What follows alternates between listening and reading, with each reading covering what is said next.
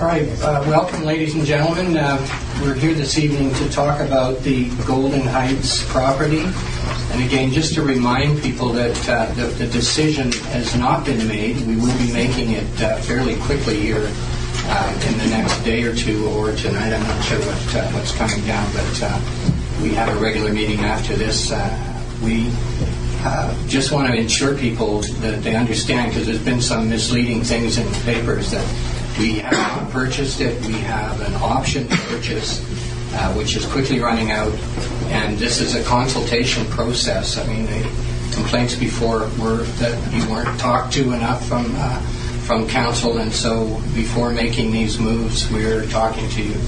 I'd like to start this evening with a bit of some of the estimates that people had talked about earlier, needing some further information. And because they are just estimates, I'd prefer not to let this out, but I will read it in terms of general information.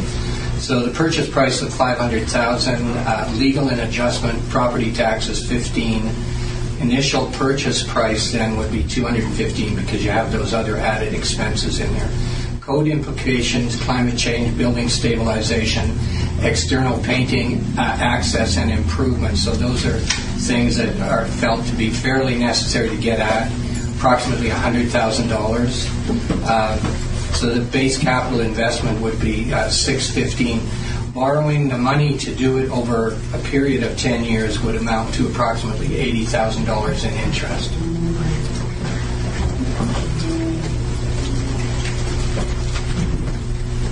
So in terms of handicapped access, improving the sidewalks and grounds and similar issues in terms of parking and various improvements to that, an estimate would be that if we wanted to put in those kinds of improvements over, say, a 1 to 3 year period, it would be about a $300,000 investment to do those things without grants or other sources of revenue. Annual operating costs. If we were to use it as a non-profit museum, visitor center, or something like that, we would forego approximately $12,000 in property tax per year.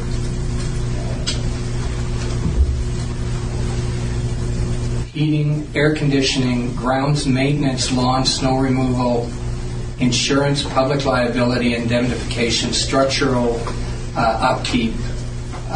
The estimated annual budget would be $60,000. Now, this other one here, I'm going to have to ask for a little clarification on this.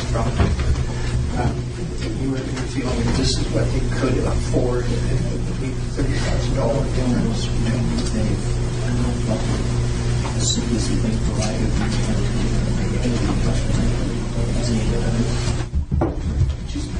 Yeah, okay. So the next item here is that if a non-profit were to run it, it's our estimate that we would still have to subsidize it to some extent, probably to the tune of about $30,000 per year to do it properly. Now, these are all on the top end of our estimates, but clearly we're trying to be as responsible as possible with the potential of cost. And so the last thing here is that there could, in fact, be a cost to taxpayers with these kinds of expenses of up to $60 against a $200,000 house. So thank you very much for that information from our city staff. And I'd like to call on Mr. Faminoff, Bill Faminoff, as our first speaker tonight. Bill approached me and asked if he could lead the evening discussion here. Mayor Taylor and councillors, I'm going to start with a statement first. I must first congratulate Mayor and Council on having a vision to try to reestablish the icon of Boundary Country, that's Golden Heights. My name is Bill Faminoff, and my family and I have been residents of Grand Forks for most of our lives. I would say just about all our lives. Some background. I was an entrepreneur all our life, most of my life. From 1967 to 1981, we owned and managed the Yale Hotel and Restaurant, mid-70s to late 70s, I was an alderman of the city of Grand Forks and elected representative to the regional district of Kootenay boundary but for the city. At that time, we had to get elected to that position. So I had both positions, the alderman and the representative for the city. During the term, I understand what political heat means. Under my stewardship and tenacity, the city purchased this building, and that we earn today from the feds. We used to have our council meeting was where the Borscht House is presently. That's what the city owned. That was the city hall then. So I understand, and when we decided to put up some money for this, I know what it's all about. I hear you what you're saying, and I understand what you're going through. In 1978, we started to build the installation factory. In 1988 to 1990, Bradford Enercon, and that's under my stewardship, spent $20 million to make the installation factory the most modern factory in Western North America. In 1992, Bradford Enercon shut the factory down. 160 people were unemployed. In 1993, I formed Enertech Products International solely to the purchase of Bradford Enercon assets. And some of you are familiar with what I'm talking about here. In 1993, from 1993 to 1997, I was raising funds to purchase the installation plant. Well, that was a challenge. In mid-1997, I approached the city of Grand Forks to purchase the land and buildings for $1.5 million. Well, you heard about naysayers. We heard them all then. And I still believe the same ones are here supporting you or non-supporting you on this issue. So anything the city wants to do, you're going to get naysayers. The approximate value of the assets was about $6.5 million. And we asked the city to spend $1.5 on it. The city agreed to purchase the assets and lease back to Enertech. The first year lease was $170,000. Year number 2 was $180,000 that Enertech paid at a triple net basis. A point of interest here. The same mayor, Taylor, was in the office and had the foresight to purchase the land and buildings and create a business venture and generate employment for the area. I have to congratulate him on that. With the deal concluded, Enertech purchased the rest of the equipment from Bradford Enercon and proceeded to restart the manufacturing facility. The factory employed 50 people in 1997 and 150 in 1999. In 1999, Enertech agreed to sell the factory to Rockwell International from Denmark. And Rockwell International, is the largest insulation manufacturer in the world. Well, they call it stone wool, but it's the largest manufacturer. And that's why we made the decision to go with them. Now, let's talk a little bit about the funding that would happen after the sale. The city of Grand Forks recovered the original $1.5 million. Then, in the 2 years of taxes that Enertech paid, it was $460,000 per year, approximately $920,000. And a point of a note here is when a factory is idle, the taxes are at 10% of the original taxable value. So Bradford was paying about $46,000 a year. 2 years and 2 months of leases in 1997-98, as I said earlier, $170,000. 1998 to 1999 was $180,000. And there was 2 months that before the sale went through was another $30,000 for a total of $380,000 of leases that Enertech paid on that facility that city owned.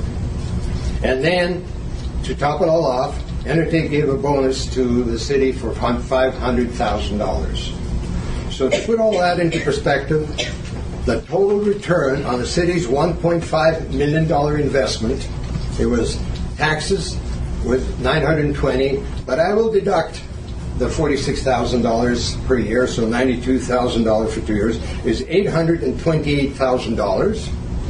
These payments of $380, the bonus of $500,000, which adds to $1,709,000, or double the investment that the city put in. All in a little over 2 years. I would say that was a pretty good return for the city.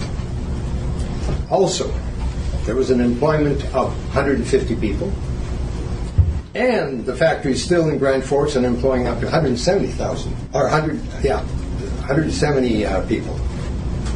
Now I have a suggestion to mayor and council and the citizens of Grand Forks, and including the naysayers.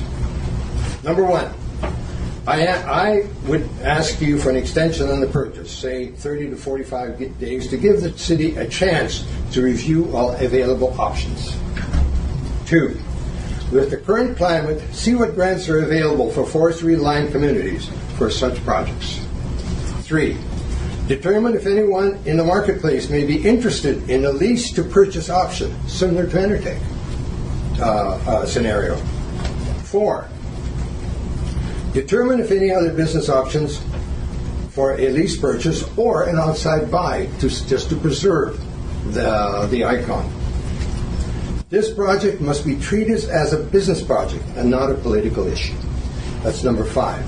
And number 6, I personally feel that 500 to 600, which I'm hearing here now, is an undervalued amount with a building and approximately 4 acres of land and an icon in the boundary country. Just a word of advice. Do your homework. Make a wise decision on your findings. The naysayers will always be here, but wise decisions will trump them. I'm available for any further input if you require, and thank you for your time. Thank you, Bill. Further comments from anyone wishing to step forward? I guess I'm a naysayer. Steve Mascow. Thanks, Bill. You did a great job with Patrick and all the rest of that. That was a business. This is that. Well, it's not making anything. That was making something. We now have something that is empty, hasn't been running for a while, and you're going to say, let's buy it and make a business out of it. The city council and city aldermen should not be in private business. That is a private business. I talked with a gentleman from Houston who said he already made an offer of $450,000 for that particular building and was not getting an answer. Whatever that was reason for, I have no idea. But the city makes a $500,000 offer and now has usurped what this might have been a private enterprise.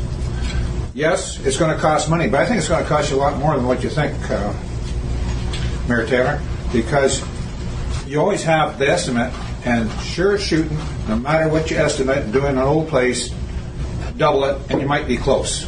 Because that happened to the city council chambers here when they went to it. And when they bought this place for $1, it was to house the council, to house the people representing the city in this particular building. That is a deal that is for the city's benefit. This one could be for the city's benefit, but it's a private enterprise, and the city council should not be in private enterprise. Okay? One other little thing I have to quote or try and find out about is, what's the slag fund at? We used to get quotes every once in a while where we're at. Nobody knows. 1.5 million, 1.5. 1.5. What happened to the other $2 million that used to be there? Well, we have a record of it. Well, please. It would be nice to have it published so the rest of us It can. is always published. Okay. It's in our financial report. It'll be updated. Will be available on June 30th. A new one. New one. Okay, that'll be great. Now the other thing is, that's a heritage building. How many other heritage buildings have we got in this town that you're going to save? The city council, you only have so much money, and you're trying to keep the place built. The walkways that are around the river area are being nicely done. I've had tourists come in and already say they have walked the walkways. Fabulous. That's something that council should be doing, looking after the city, not trying to get into private enterprise. Okay? I have a heritage building. If you want, I'll sell it to you. Okay? Grand Forks Hotel's a heritage building. They'll sell it to you. John Danish has a building down there when he was alive. The family has it now. They'll sell it to you. That's a real heritage building. It used to be a dance hall up the top at one time. So you got a lot of things to consider if you're going to get into this type of thing. And I think we should stay away from it, look after the city. If you got some extra bucks, hey, get those flowers up like you did last year. I mean, we put a lot of dollars out there for all those pots and everything and flowers. Now this year we're not going to look after it. That's my comment for now. Thank you, sir.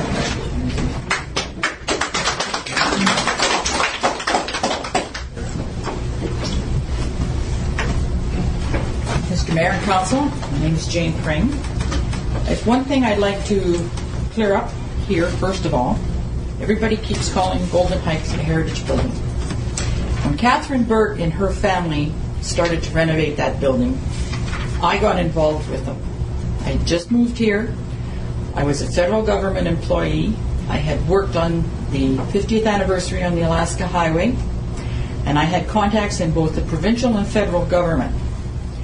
And I tried, along with Catherine and her family, to get grants for that building, and they were told, and I'm sorry, Mr. Pamela, they were told that the renovations they made, the extensions they made, the kitchen that they made, it is no longer considered a heritage building. Now, it may be registered someplace, but when you start to go for money for heritage grants, you ain't going to get it. I'm sorry.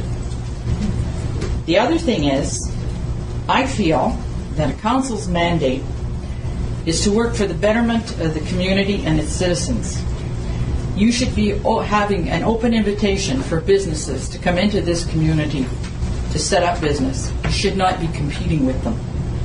One of the major things to get business in this community right now, at stopping business from coming, is our medical. We do not have a hospital. We have a glorified first aid station. The Fraser Institute just did a report on hospitals in BC. And guess what? Grand Forks ain't in it, because we do not have a hospital. When we moved here in '92, you had a surgeon, you had an anesthesiologist. People could have their children in that hospital. 100 years ago, people could have their children in that hospital. This council should be moving this city forward.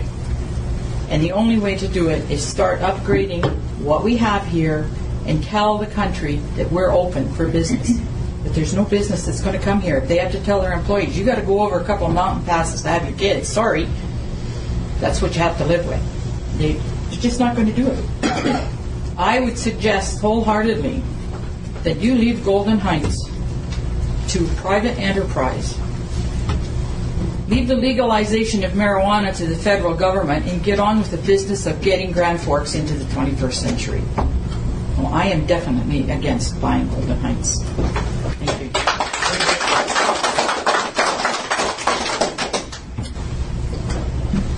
Okay, it's a friendly audience.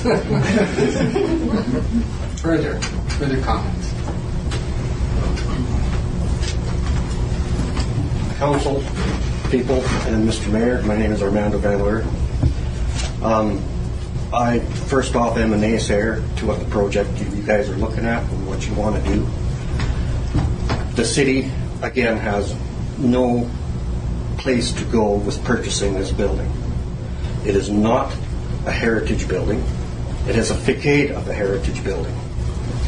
Council could spend their money much wiser with sidewalks, flower baskets, looking after around the old folks home where there's no sidewalks. We got to have them for people. Yep. We want to attract people to this town. Let's look after the people. We don't need that. There's 150,000 restaurants in the province of British Columbia. We don't need that. It can rot right where it is. We don't need to help it. It's a bad decision from council to even consider it.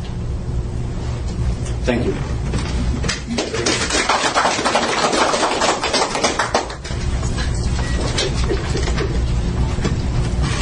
I was here at the last meeting, and I was one of the people who was asking for a business plan. I did stop at City Hall on Friday and asked for it, and there wasn't one in writing. You gave a little thumbnail sketch tonight, and I Not a business plan. Right. Well, you gave some of the financials, some. And I quite agree with the comment made earlier by somebody else that, hey, you better count on almost doubling whatever expenses are incurred. You were also saying that we can expect $60 added onto our tax bill as taxpayers for every 200,000 of your assessed property. I recall in the financials, the forecast for next year, you're looking at $300,000 in expenses, and you've got no source of income, which means more taxes for us as taxpayers.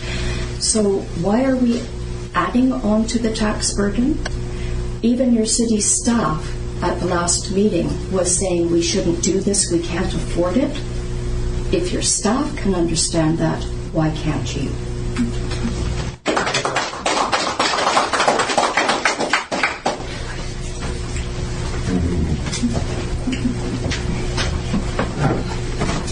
Mayor and council members, Erna Gaub is my name. I just want to commend you for bringing up this subject. Golden Heights was wonderful when it was here, and it's really disappointing to see it just fall apart. And I hope that somebody picks it up as well and reinstates it. Like Sparwood has the largest dump truck, and somebody out Trail I think has the largest hockey stick. But we had Golden Heights, and it was a real wonderful thing for people to see as they came in. So I hope that somebody will take pity on the building and do something with it. So I just wanted to thank you for bringing up the subject. I know it's, everybody's talking against it, but we really did enjoy it. And I don't think that Grand Forks actually supported it. If they had really supported it, it would have been, it kept going. And maybe a lot of people here never even went once a year, to support it. So that's my opinion. Thank you. To clarify something too, Graham Wilson called to clarify the fact that he didn't go bankrupt there. I'd just like to announce that there was a series of other unfortunate events financially that brought it down, but they just wanted to make that public statement and clarify the issue that they didn't go bankrupt. They didn't, bankrupt us. Further comments?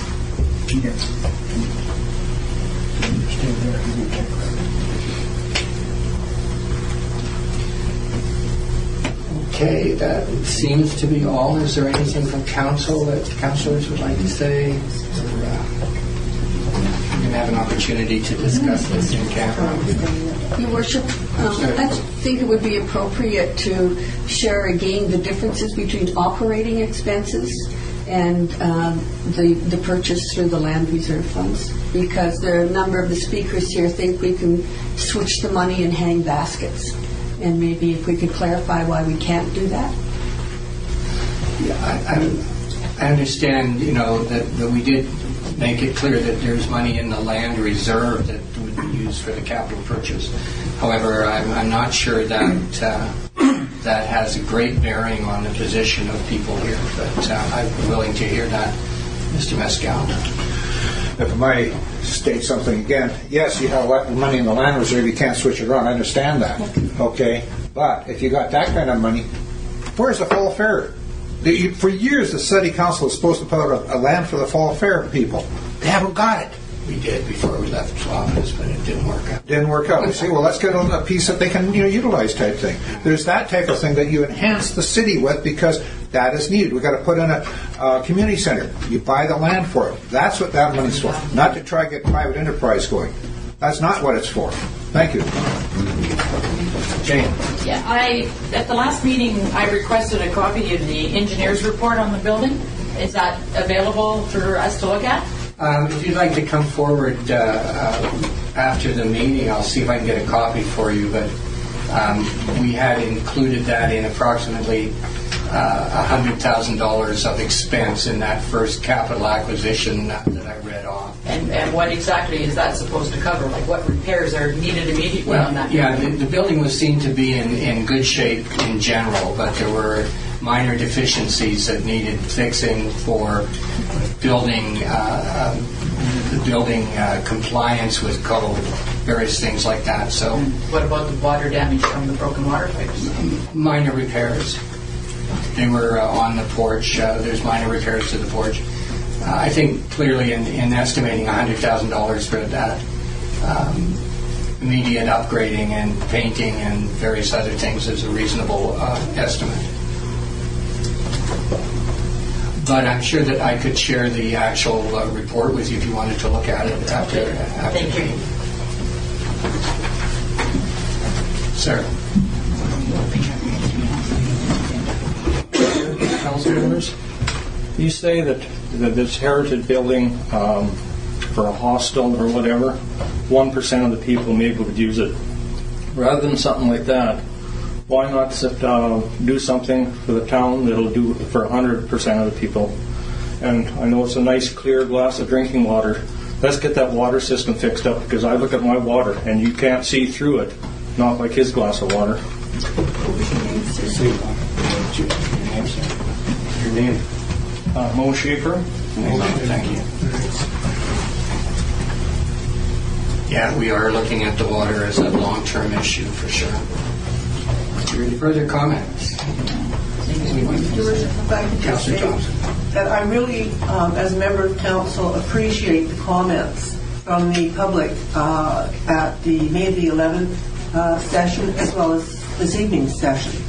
I think it's very important that before council makes a decision, it could conceivably impact all of us and our reserve funds, that we do consult with the taxpayers who are going to be impacted by those decisions. And I've just kept a bit of a running record of the yes, the no's, and the maybes. And it would appear to be overwhelmingly no. Yes. Correct.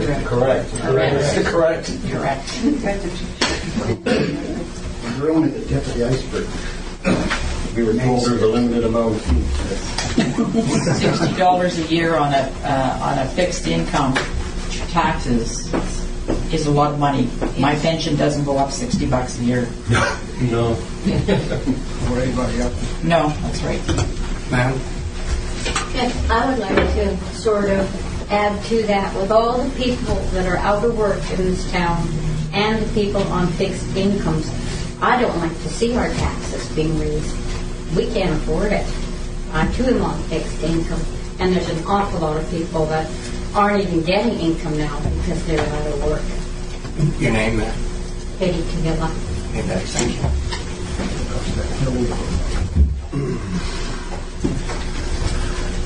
Okay, if that seems to be it, we have Mr. Faminoff's request for an extension, which council will consider as well this evening. I'm sure we'll have an opportunity to discuss that.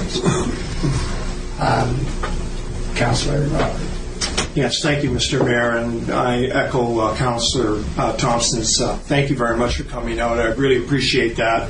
I get to hear quite a bit of it. I'm on the street a lot, and a lot of people have talked to me about it, and my tally is a lot of no's. Just a point of order here, Mr. Mayor. When do you think that we should be bringing forward a motion to whether proceed or set back? Well, since this is a non-meeting, I'm assuming that we could recommend it in primary or we could deal with it in regular. Thank you, Mr. Mayor. I don't know whether it needs to go in camera anymore since we're discussing it openly. So I'm assuming we make the decision in an open meeting. So I would entertain that this evening if so desired by council. This money that's in the land reserve that you're going to use to purchase for the initial purchase of this, can that money not be used towards paving some of the streets that need to be paved and that sort of thing?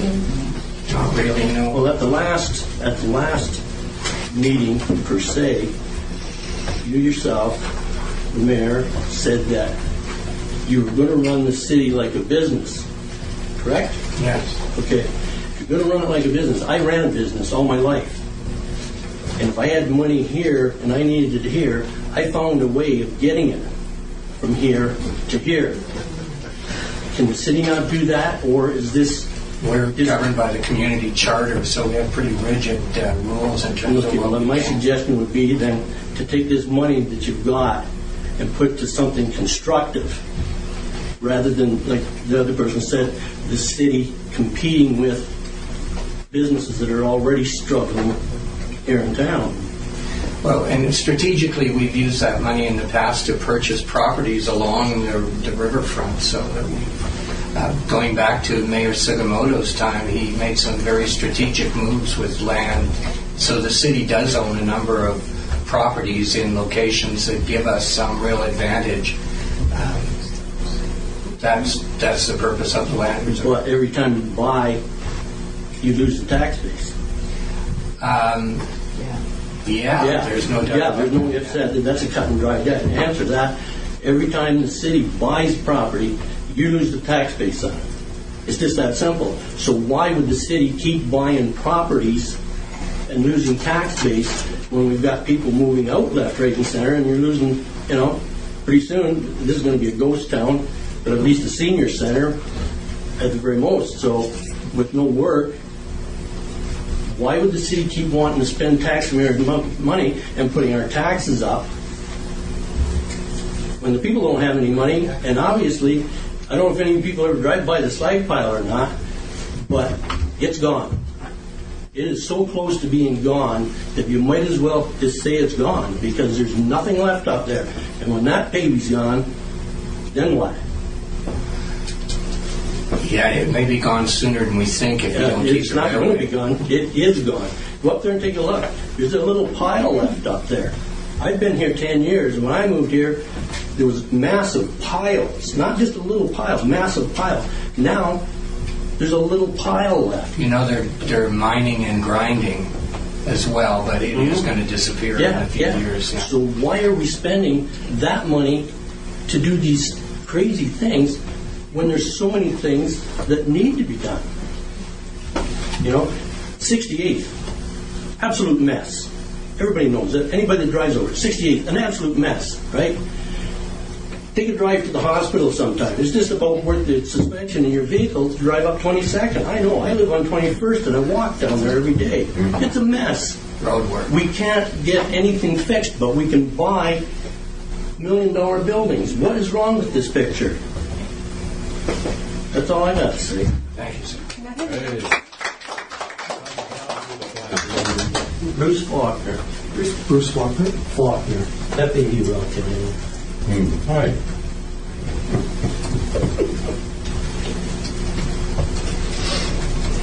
All right. I got one more comment. Sir. My name is Don Colco, and been in town here for quite a while. And I just want to thank you people for bringing this project up for discussion, at least discussion. I was heavily involved with another project. The previous city council bought some land, and I guess that was done extremely secretively. And I just want to say thank you for doing this, bringing it up, so we can at least have a discussion on where it should be. And I think that discussion is always good in something like this, and I want to thank you for bringing it up.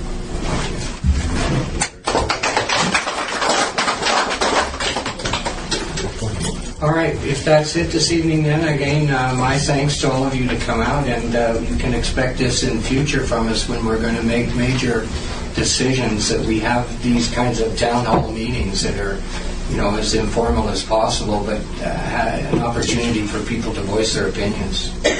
So thank you, council, and thank you, visitors. Thank you.